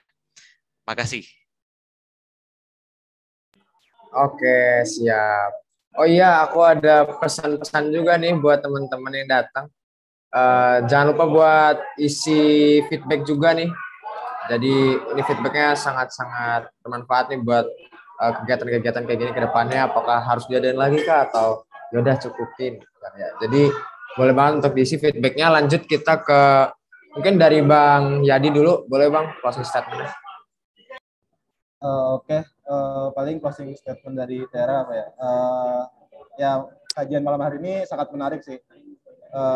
Apalagi kayak tadi kebutuhan mineral di Indonesia apakah emang butuh di laut atau emang di darat tuh masih mencukupi segala macam, ya perlu dikaji lebih dalam lagi sih. Mungkin ya nextnya dari GEA, HMT ataupun Tera ya mungkin bisa melanjutkan kajiannya lagi ya. Sebagai bentuk silaturahmi juga, sebagai bentuk ya pencerdasan juga lah mungkin, dan juga hasil dari kajian ini juga dari kita peserta maupun pembicara dia bisa membawa manfaat yang baik juga buat lingkungan sama masyarakat. Paling itu aja sih dari Terafit. Thank you. Siap Bang Yadi, mantap. Terima kasih. Lanjut Bang Ozan. Silakan Bang. Oke. Kalian Ozan dari HMT, mungkin perwakilan dari HMT buat coaching system. Jadi terima kasih buat teman-teman yang semua yang hadir dari GEA dan Tera juga dan teman-teman HMT. Pesannya ya kita benar ya, kita butuh yang namanya tambang, kita butuh, dan nggak bisa dibungkiri ini tambang juga bisa membentuk suatu peradaban yang baru gitu. Dan bikin tambang kita juga nggak salah-salahan, kita pasti memikirkan aspek lingkungan, aspek orang-orang di sekitar itu juga kita berdayain dan gitu. Dan semoga pertambangan di Indonesia ini terus berjalan sesuai dengan good mining practice-nya juga, mulai dari eksplorasi sampai eksploitasinya, agar dapat membantu Indonesia untuk memajukan pertambangan demi pembangunan. Dan harapannya buat kajian-kajian kayak gini bisa diperbanyak lagi, mungkin bisa collab lagi, dan agar hasanah kajian di Timur Jawa ini bisa semakin menyala. Oke, mungkin itu dari saya. Terima kasih. Oke, makasih Bang Ozan. Jadi udah closing statement nih dari tiap-tiap himpunan gitu, dan sekarang gilirannya kita untuk on cam semuanya untuk berburi dari masa GEA, dari masa HMT, dari masa Tera. Silakan on cam semua. Jadi kita mau dokumentasi dulu nih. Yuk on cam yuk. Oke guys, jadi yang mandu fotonya ya pada teman-teman boleh banget nih buat on cam semuanya. Yuk on cam yuk. Mulai sampai 10 ya.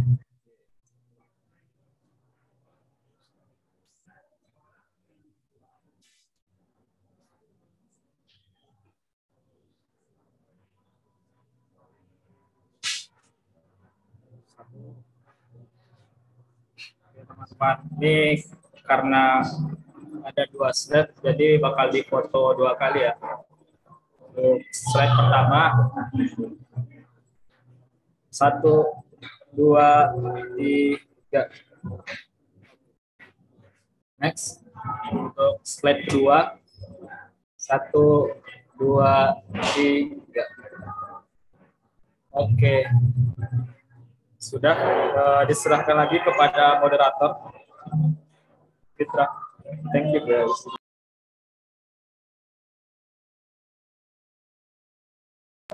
Oke, masuk lagi ya teman-teman. Ya kan lagi Fitra 120.981 dari GEA. Makasih buat semua-semua yang udah join nih di kajian kita kali ini. Kolaborasi dari 3 himpunan. Semoga apa yang kita tuju itu benar-benar kerasa lah impact-nya, dan semoga ya kegiatan-kegiatan dari masing-masing himpunan, kolaborasi sama himpunan lain tuh tetap terus terjaga, dan silaturahminya juga begitu ya. Oke, sekian aja buat kajian Geberin. Lalu dari Tera dan juga dari HMT buat malam ini. Terima kasih buat semua yang udah join. Wassalamualaikum warahmatullahi wabarakatuh. Sampai jumpa lagi bro dan teman-teman semua. Mantap. Nuhun abang-abang teman-teman. Nuhun. Mantap. Mantap. Ya, kita dari ini. Hah? Dari ini. Udah dari kajian dia udah. Dari kajian dia masih ada.